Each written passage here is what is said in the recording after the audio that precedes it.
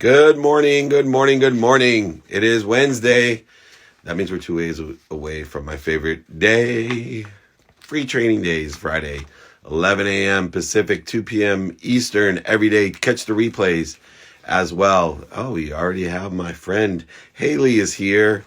I'm going to bring her right on. While I bring Haley on, please fill up us with questions. BYOQ Friday. We're gathering all these questions, so even if I don't get it, we're gathering them. Friday training's free. Let's get everybody on there. Watch the replays. They're free. My books are free. 949-298-2905. David at dmeltzer.com. Reach out. It's all free. There she is. Good morning, David. How are you? I'm great. How are you? I'm doing good. It's 8 a.m. over here on the West Coast, but I'm super excited and honored to be here. So thank you for having me. I wake up at 4, so I'm in Orange Oh County. my gosh. So I'm ready to go by 8 o'clock. So Oh my goodness. well, anyway, you have such a fascinating story as an entrepreneur, kind of building, as I understand it, your own fashion footwear company while you're in school. Yes. And so many people, I think, especially now that my kids at least, and most kids I know are going to be online for most of their school, if not all of it. I think it's an extraordinary. I wish I kept telling, my kids, I'm not sure I would have been mature enough to handle it because I like to, play football and all the social events that were going on. But now that I'm a serious entrepreneur for the last 30 years, I think to myself, gosh, if I would have this opportunity to get my degree and have all of that free time to build a business, I would have paid for college 6 times over by the time I graduated. Absolutely. No, I have absolutely no regrets about my college experience. I definitely think I made the most of it. I mean, being able to graduate and actually come out working as a salaried full-time employee at my own company was obviously an incredible experience. And to your point, I feel like, a lot of young people have doubts about starting a business in college. I think there's a lot of concerns about time management. And to your point, can I still have a social life and do all these other things? But I think it's such an incredible time because you don't really have anything to lose, quite frankly, and you don't have nearly as much responsibility as you will later in life. And so you have this unique opportunity where failure isn't as scary. Of course, failure is always a little bit scary, but you can just kind of dive right into things and see what happens. And if you manage your time well, I think it's one of the most efficient and just incredible times to dive into something you're passionate about. You have the time. Yeah, and I think you learn the most active people get to experience the most. So, Definitely. I always say, ask a busy person to do something, it'll get done. Ask somebody that's not busy, somehow it doesn't get done. Right. And, whether it's social life, working out, I have a multi-purpose life that's really aligned with my values. Just didn't have the maturity or wisdom that you had at such a young age. Now that you've graduated, though, and you have your business, are there any regrets that you do have from your college experience? From my college years, not not in relation to starting the business, no. I think my only regret really it just has to do with listening to the naysayers and letting that kind of build some insecurity in me. Definitely, I started my business when I was a junior in college. And although I did get a lot of support from friends and professors, you'd actually be surprised how many people were very doubtful of if this is something I should be doing. A lot of friends, Haley, why are you staying up till 2 a.m. working on a company? Come out with us. You're not going to enjoy your college experience. Or my personal favorite, you're too young to be doing something like this. I got that from peers and from, investors, mentors alike. And for a period of time, I mean, I was 20 when I started, and there definitely was a time where I let some of that commentary get to me and certainly doubted myself and wondered, am I too young to be successful? And finally, after we started gaining some momentum, I realized, no, like there is no age of success. It's just hard work and determination. And when you put things into motion, things can happen for you regardless of where you are in life. Yeah, I think the biggest hindrance that I see for age is that our susceptibility to what other people think. It's hard Yes. enough at 52 and worried what other people think. But, I think it's a really big deal. It's a lesson that, one of my social media mentors, Gary Vaynerchuk, talks about all the time. James Clear wrote it in his book, Atomic Habits, right? We got to learn to vote for what we want. And the best thing that I have for that is people will laugh at you. They'll scoff at you. They'll make fun of you, but then they'll applaud you and ask you for a job. Yeah. And that's what happened to me when I graduated law school. People were like, dude, you're not gonna be a real lawyer. You could do anything. What this internet, like everybody, my mom was telling me the internet was a fad. I was gonna ruin my life. And and I was a little older than you. I was graduating law school, so I was 24, but it tore me apart. And for the Yeah. last 28 years of my life, I have fought the notion that why is it those people that care the most about me don't want what I want? Yeah. Right? They want me to be safe. They want me to be secure. They want me, you know what they want me to be? Ordinary. Yeah. Right? They want me to be ordinary. I don't want to be ordinary. I want to be extraordinary. And yes, I lost over $100 million, on paper in my bankruptcy in 2008. But guess what? 2020 is here and I'm better than ever, happier than ever, healthier than ever. And I've learned lessons to prepare me for 2020. Now, one of the other things that you did that people really fight and understand is just raising money, seed capital. Yeah. And you raised over $2.4 million of seed funding. Yes. And to me, when I see that, I'm like, oh, well, this woman, she can do anything. Because if she raised that much money, selling her footwear is going to be nothing. What were some of the challenges that you faced, and what lessons did you learn in raising that much money?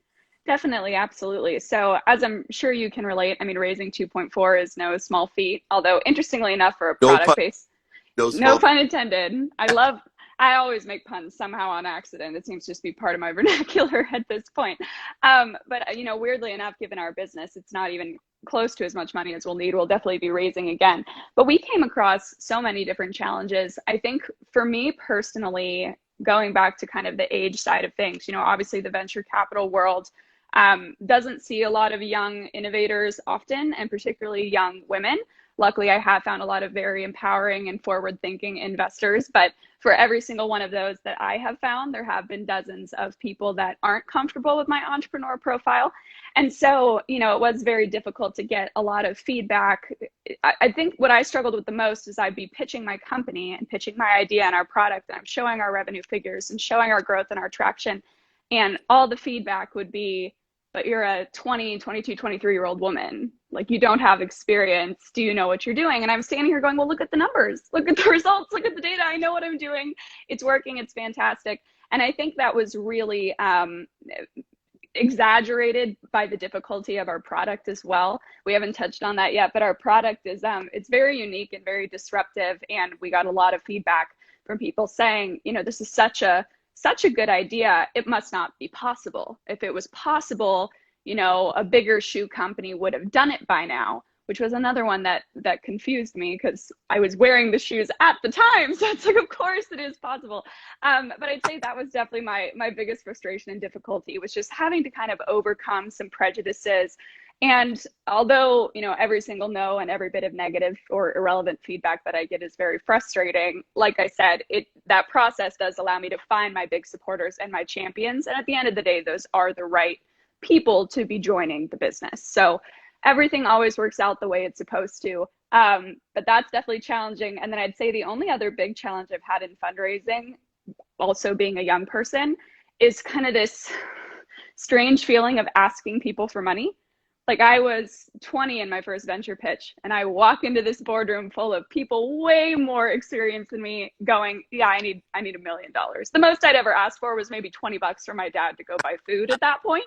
So all of a sudden asking for $1 million, which is this foreign figure, like I can't even comprehend how much money that is at this point, was definitely very surreal and nerve wracking. I had to do a lot of hyping myself up in the mirror before I'd go in there to have enough confidence to ask for that kind of money.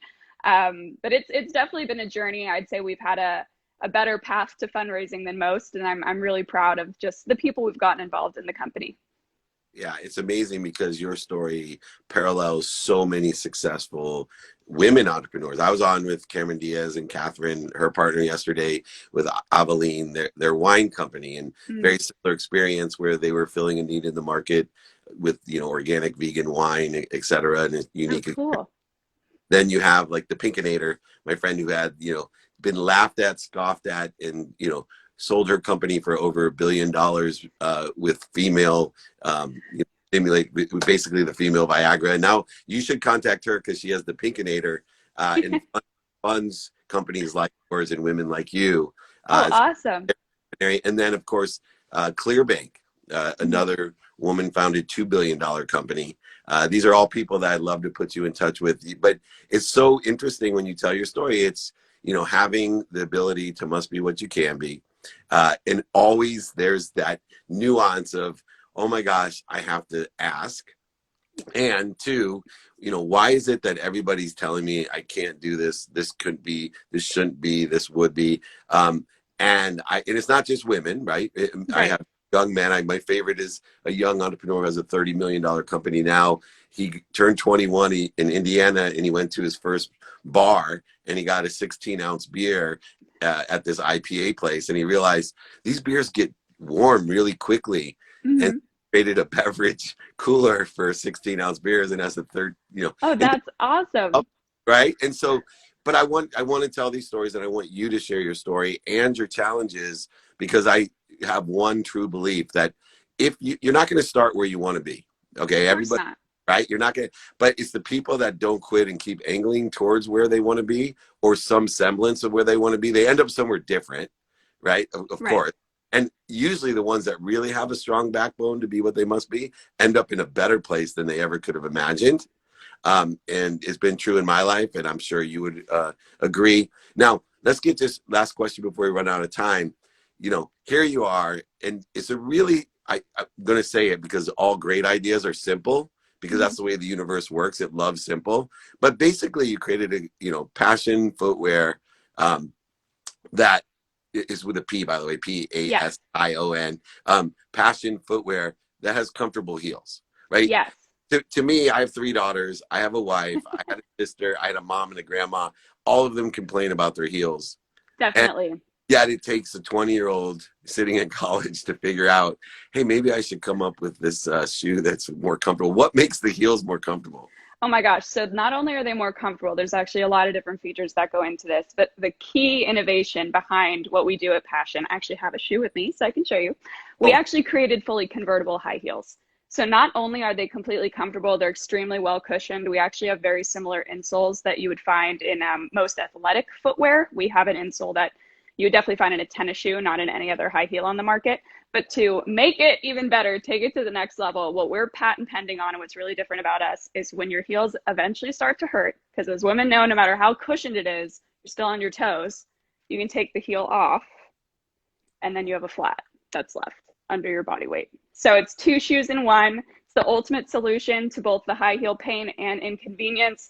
It sounds like you have a lot of women in your life. I'm sure you've uh, seen so hold, walking home barefoot, right? Carrying the backup shoes. So this replaces all of that. this company just sent these to me. This is the male version. So you have a running shoe that's also a boating shoe. Okay. Yeah, so they peel off the sole, and so there, the sole. They just sent these to me. I was like, I went on a trip on and I was like, wow, these really work. So I can imagine how these work for women. This is my male version Definitely. story. Um, I like that. I've never seen like a guy's version of the transformer converting you know, shoes, so that's cool. I mean, literally, I couldn't believe how comfortable they were and how practical. Like, I went in the pool with my 10-year-old son, and he's like, why are you keeping your shoes on? I'm like, because I hate how the bottom of the pool scrapes my feet, and they're so comfortable, and I can take the sole off and still run and work out and do all these things. Anyway, I'm off topic. So it's, I think you tell such a great story. You have such a great business. Where can Thank people you. passion footwear? Absolutely. So you can find us at passionfootwear.com. And to your point, it's spelled a little different. It's Pashion. It actually stands for practical fashion, was kind of the reason it's spelled that way. So passionfootwear.com, we have multiple different styles, colors, sizes, lots of different heel heights. Actually, something else about our tech is since the heel already is designed to come off, we figured why not make them swappable. So we have 4-inch and 3-inch block heels, 4-inch and 3-inch stilettos. So not only are they convertible, but they're also pretty customizable. So And please you can check out the site. Yeah. style, right? You can buy all different heels for each style, right? So Yes, so you absolutely. get more pairs of shoes in one than just two. That's amazing. Totally, totally. Now, something we're really proud of actually, yeah, is I have so many shoes here, but all the heels are fully interchangeable. So if you buy two pairs of shoes, if you wanted to swap the heels, get a different look, you can. So anything you buy from us will work together and it's all very cohesive. And to your point, it can be at the bare minimum, 2 shoes in one with the heel and flat, but you can have 3, 4, 5, 6, 7 shoes, looks all on one heel. Buy 3, 4, 5, 6, 7 pairs. I think it's an extraordinary idea. They look beautiful. Thank you. People ask me in networking, how do you emotionally connect with people? I say, I don't want to sound discriminatory, but I do have a wife and girls, etc. I think the 2 easiest ways to make an emotional connection to the females that I work with and meet is always to compliment their shoes or their purse. I don't know There why you go. the same. And I will tell you, I'm not, discriminatory, because for a man, all you got to do is comment on something sports related to something they're wearing. Right. Like, oh, Sure. do you like that team, or they stink, or whatever. Those are the 2 secrets of networking that I've had so far. I look forward to introducing you to some of my extraordinary women entrepreneurs. And I would love that. Yes. Love you as an entrepreneur and your company. I really appreciate you coming on. Thank you so much for having me. It was awesome to be here and great to meet you. I look forward to talking more. Absolutely. Congratulations. Thank you. Take care. Bye. All right. Passion Footwear. Haley Pavone. I hope I'm pronouncing that right. At least I got the Passion Footwear at Passion Footwear. Really cool ideas. Notice what it takes to take something to market, though. A million great ideas out there, but she had the backbone, the ability that must be what you can be. And she asked. So perfect. I have Evan waiting for me, the CEO of Steezy. Where is my boy, Evan? Let's see here. Sorry. So many things pass fast. We got so many questions coming in. Remember, Friday, byoq. Bring your own questions. Any questions, personal, professional. I'm going to leverage my situational knowledge and experience, but most importantly, I'm going to leverage my dummy tax, which I've already paid, which I don't want you to pay. I'm tax-free. The training's free, 949-298-2905. If you want my free book, free training guides, exercises, or register for free training, or watch the replay, email me, david@dmeltzer.com. Awesome. If you need a job, go ahead, reach out to me. There's lots of jobs out there. There's people doing well. A third of the people are doing better. A third of the people are doing the same. And a third of the people are doing worse. Let's take advantage of it. Friday, 11 a.m. Pacific, 2 p.m. Eastern time is the training. Evan, I'm looking for you, my friend. Please comment. We have you coming on at 8:15. There he is. That's easy. A couple minutes late, but we are great. I'm looking forward to a great day, great questions, and great people. And there's Evan. Wake up, my friend. Hey, David, how's it going? Very good. How are you? Great. Thanks for having me. Can't complain with all the craziness. Yeah, but you're taking advantage of the craziness in a positive direction. One of the key components of this craziness, compressed times of uncertainty, of accelerated change, is we have to find new ways to exercise. Yeah, And absolutely. for me, the biggest impact for the fitness institutional world is that people are realizing how many fun things and healthy things they can do without running on a treadmill or lifting free weights. And that's going to be the biggest problem. Forget the retail side. Forget it. The problem is that the learning curve has shifted. And you, to me, it's so funny. I jog in the mornings now. And when I get tired, I think to myself, because I have music in my ears, I think how I don't get tired when I dance. Nice. Right? Yeah, absolutely. Like I'll be drenched on the dance floor. I'm that, old, middle-aged, hairy dude sweating at the bar mitzvah. And yet I literally look on my thing and it's like 10 and a half miles that I danced. That's fun. And you've created some great dance classes at home. Tell me how that has shifted from when you started to now, the pandemic side, and of course, post-vaccine, how you think it's going to carry on. Yeah, so first of all, thanks for having me. For everyone watching, I'm Evan, co-founder and CEO of Steezy. You can find us on Instagram at Steezy Studio. And we create online dance classes with some of the world's best instructors based in LA. So, we're not working with your typical mom and pop studio teachers. We work with some of the best dancers in the world. They're traveling professional teachers. They choreograph for artists. They back up dance for them. So we work with really great talent. And our whole mission and vision is to create a platform that provides every single dance style that's available. First, we're starting with hip hop because that's mostly the main community that we come from. So my background is both a dancer and a developer. I used to do competitive hip hop dance before, I started engineering and creating websites and all of that. But we want to move on into every sort of dance style that's out there, whether that's ballet, salsa, partner dances like swing. So yeah, the goal is to teach every style that's out there. Of course, at home fitness is a huge trend right now, which is really nice silver lining for us. Very glad that our business model is even better during the pandemic, unlike some other friends that I know. But we've been at it for a while. We've always known that, there's a lot of advantages to doing dance classes and any sort of at-home fitness things at your own home, at your own pace, at your own speed, where you don't have people, judging you from the rest of the class and all of that. So yeah, we've been at it for a while, and hopefully, gonna continue grinding, keeping through.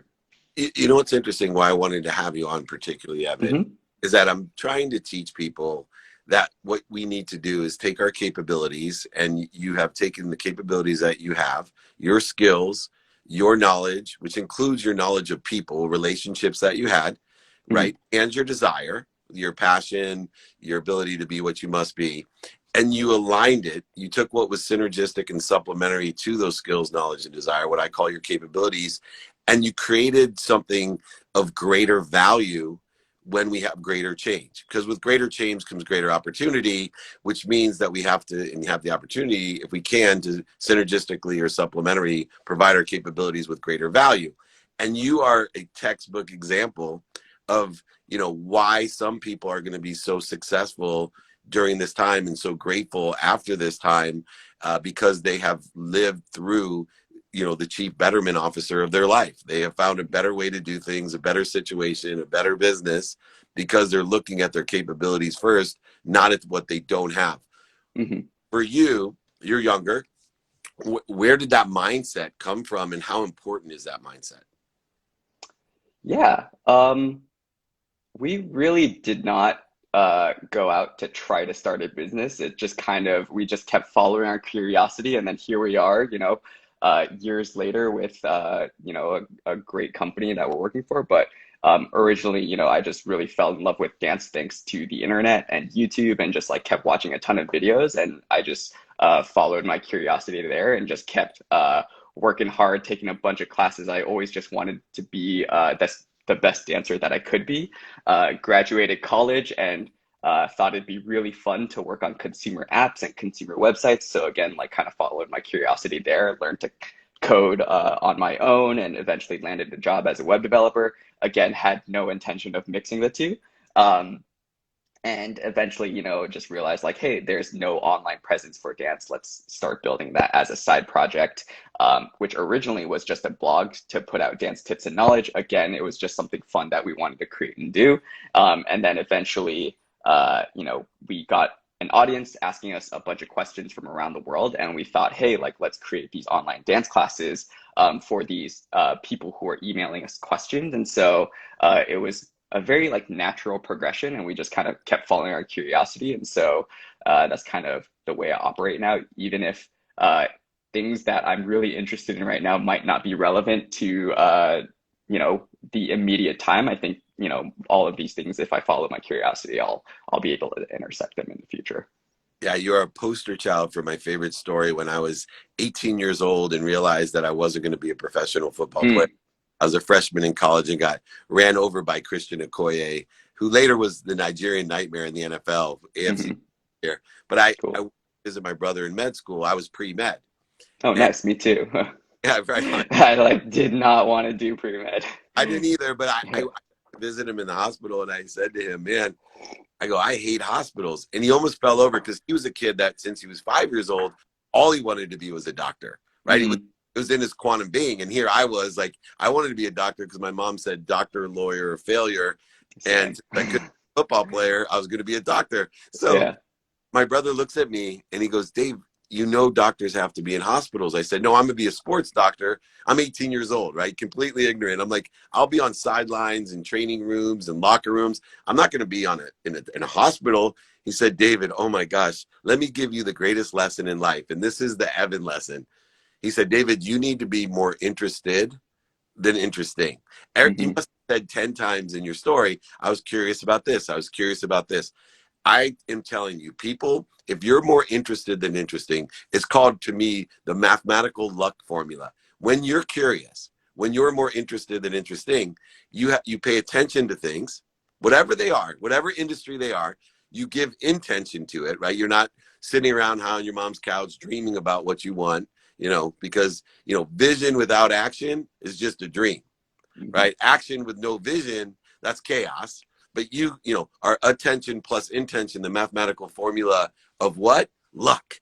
And all of a sudden, everybody's looking at Evan going, how lucky is he? It's the pandemic. And not only does he have this great business, but there's more superstar teachers available because they Hmm. don't have anything else to do. And they're probably begging you to come on for Yeah, additional absolutely.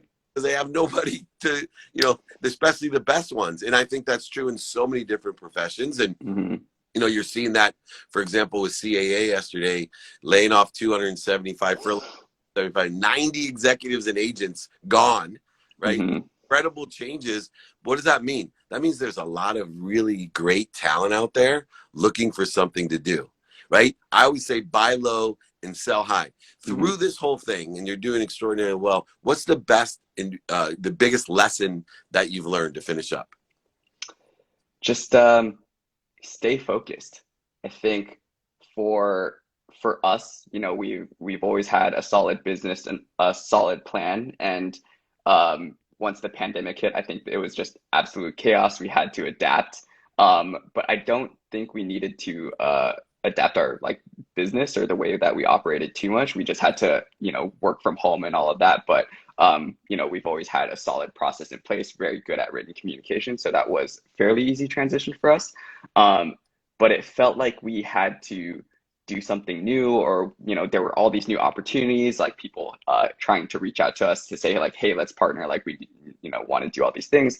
But of course, in the pandemic, like our business just got even better. And so we tried a few things, they didn't pan out. And I think we wish we would have just stayed focused and doubled down on the core of what we do and really provide for our customers even better. And so I would just, coming out of this whole thing, I would just say, we just have to stay focused on exactly what we know we need to do. That's awesome. Well, I Mhm. appreciate you coming on. Let's send everybody to go sign up for some dance classes Yeah, absolutely. one more time. Awesome. And you can find us at Steezy Studio. We have 700 classes ranging from beginners like absolute zero. We have programs created for beginners to get you from 0 to 1.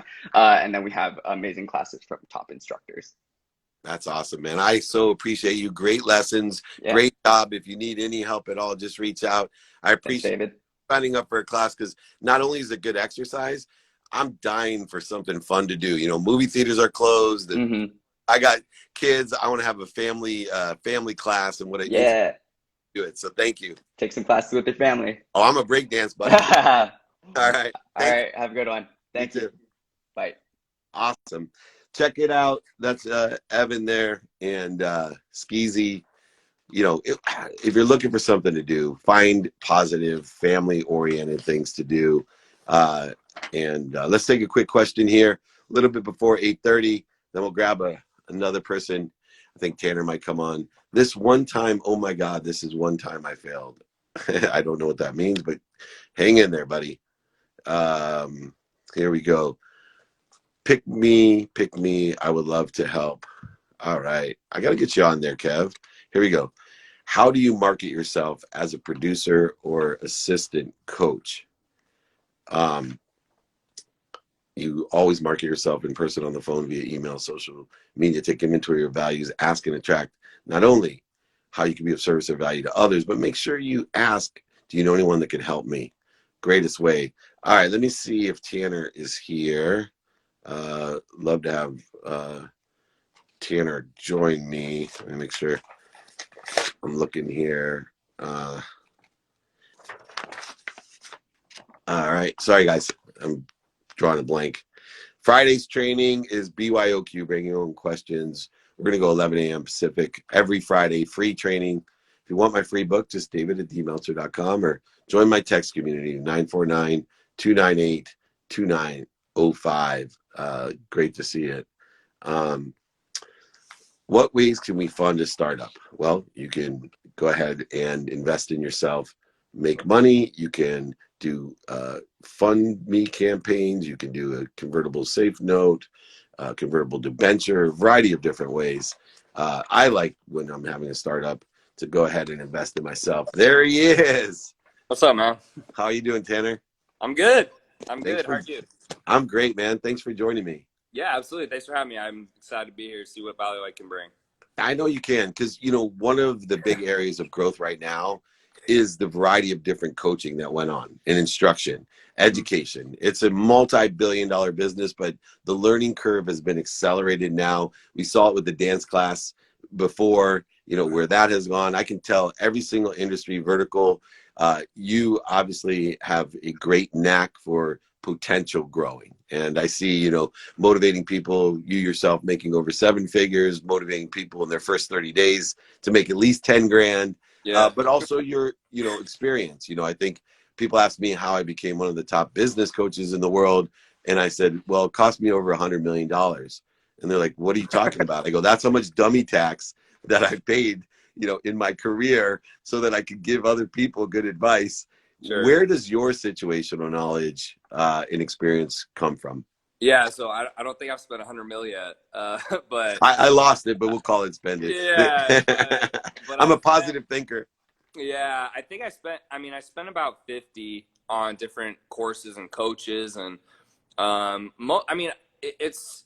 I don't like going too far in one direction where, like, oh, I was like destitute and home, but I would say more times than not, it wasn't very good. And there wasn't a lot of instruction. Some of it was just kind of like, here's the course, good luck. But what I did is I just went as hard as I could go, and I did everything they said to a T, to the point where, just because of my background with football and sports and academics, I was like, okay, I can't be this dumb. Like, this can't be the proper path.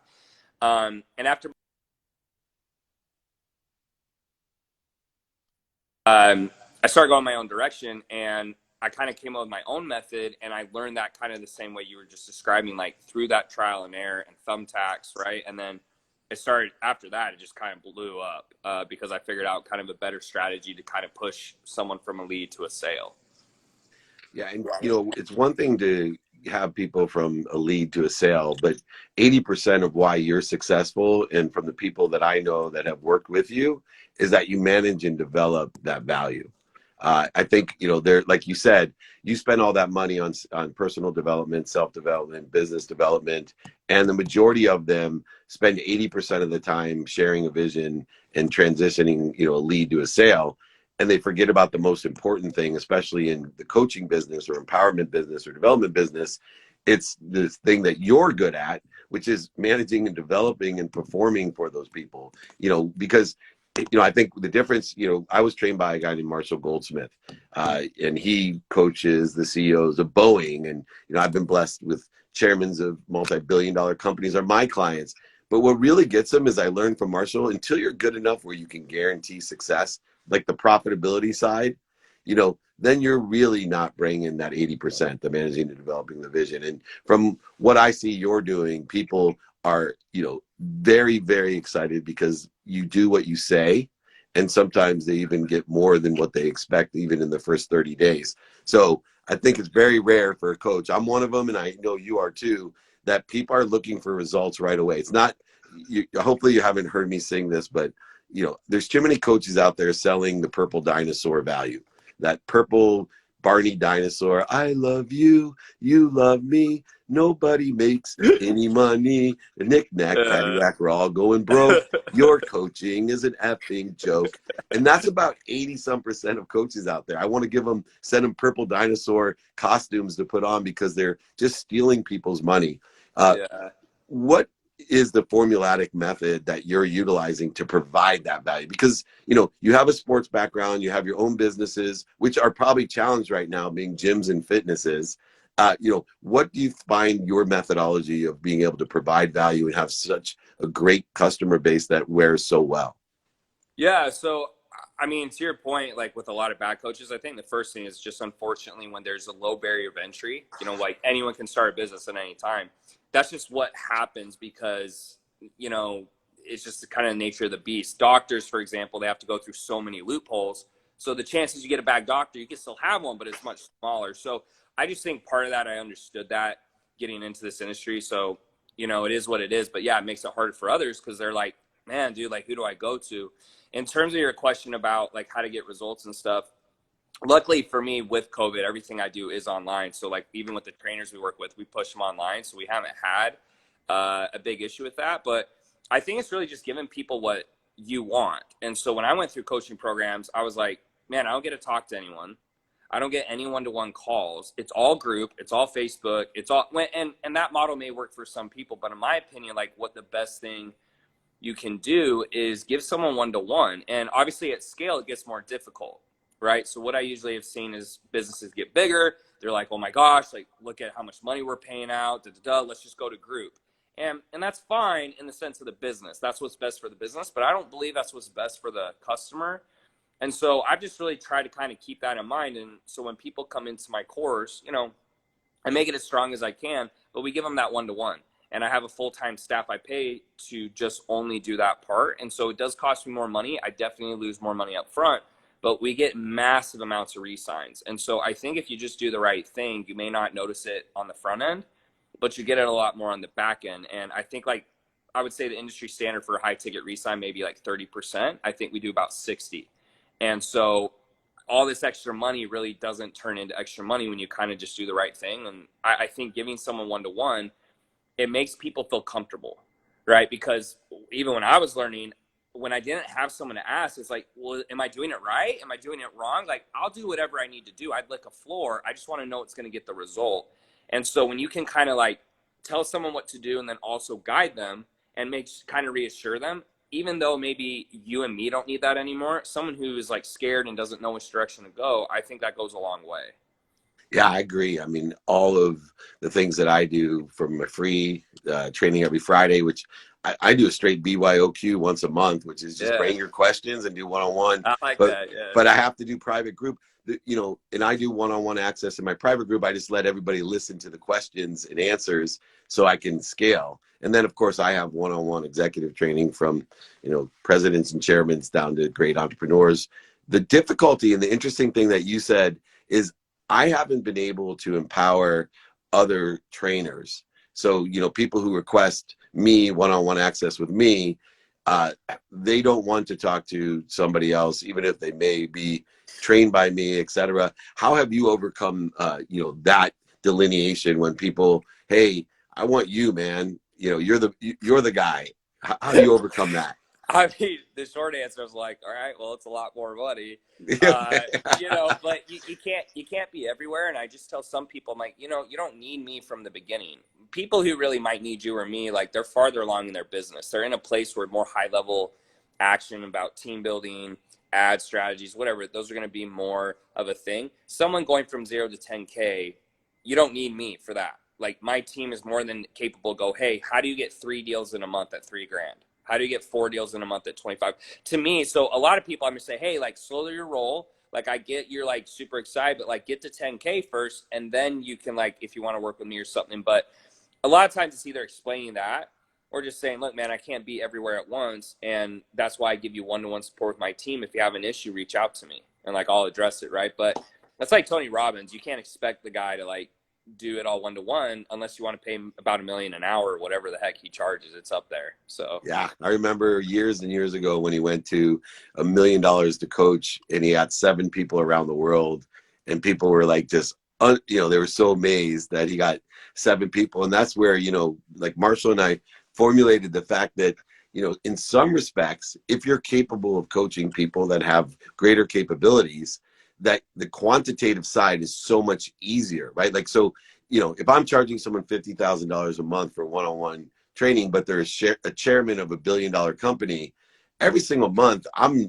an asset. I'm a profit center. It's so much easier for me to say, look, you just made $2 million because of me, because of this idea or this introduction, right? Mm-hmm. When you have a young entrepreneur starting off, right, to give quantitative value, you know, could you imagine how many years it would take me for a startup to say that I brought, could prove I brought 50,000, because it could take 10 years before they realize how much value that I had. So it's very, very interesting. Would you mind sharing your pricing model here, or do you want to send people to you directly? Do you make that public? I mean, it doesn't really matter to me. I Yeah. mean, it ranges anywhere from like $97 to about 50 grand. So Yeah, it's kind of like, I get it. I do it all the time. Mine ranges from free to 50 right now. So yeah, exactly. And yeah, like free stuff too, obviously. But yeah, so about 97 to 50, and it goes anywhere from beginners to like one-to-one with me. If you go to eliteceos.com, that's kind of the main hub. You can also go to like tannerchittister.com. That's also a main hub, and kind of like see what you want to do. But it obviously varies. So like 97 is like beginner, like basic, and then you go up to 50, and it's like people who are like, hey, Tanner, how do I go from 7 figures to 8 figures a year? Or, how do I go from 6 figures to 7 figures? Stuff like that. So, but yeah, just as you get bigger and you have a bigger team and like you get more clients, you just kind of have to raise the prices, because you can't work with everyone. I mean, I was at 35 originally, and then I was like, oh man, I went to 50. I might have to go to 100, because it's just demand, right? Yeah. And I'm like, hey, I can't take, I don't want to take 50 calls a month for an hour. So, but yeah, it varies. It's scaling a business. Tanner, I really appreciate coming on and being so transparent with your business. I appreciate and respect what you do. It's very rare that I get some coaches that actually have a good reputation on the front end and the back end. So congratulations. Keep up the good work. If you need anything, you let me know. Thanks, brother. All right. Thanks for having me. See you guys. Thank you. Appreciate Great job. All right. Check it out at the Elite CEO. I'm going to make sure I got that right. EliteCEOproof.com. Anyway, I got time for a few questions. Don't forget, more questions on Friday. Bring your own questions. If you want free training guides, books, exercises, you want my book for free, no problem. 949-298-2905. David@dmeltzer.com. Please join me. Let's answer a few questions. We'll get these going here. What quote do you live by? Favorite quote that I live by is, be kind to your future self and do good deeds. I think in any situation, if you seek kindness of how to be kind and how to do good, everything becomes really simple. It takes gratitude, the ability to find light, love, and lessons in everything that you're doing. It takes forgiveness, especially forgiveness is the means in which we unwind all of the untruths that we're telling us, all the bad perceptions that we have. Accountability, right?